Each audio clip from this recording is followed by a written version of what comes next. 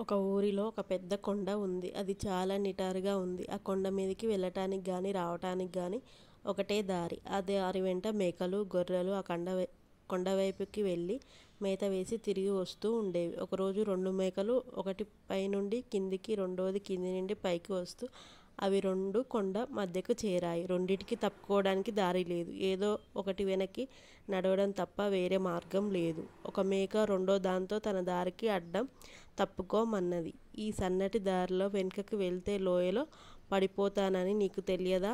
నువ్వే వెనుకకి వెళ్ళడం తేలిక, నన్నే ముందు పోనివ్వు అన్నది రెండోది. అది జరగని పని.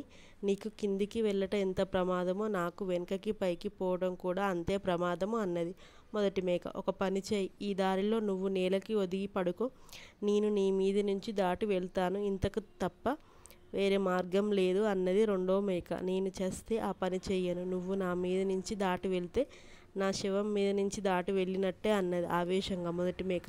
ఆ విధంగా ఆ రెండిటికి మాట మాట పెరిగింది. అంతే, పోట్లాట మొదలైంది. ఒకదానినొకటి నెట్టుకున్నాయి. చివరికి 2 మేకలు కొండవైపు నుండి కిందికి పడి ప్రాణాలు పోగొట్టుకున్నాయి.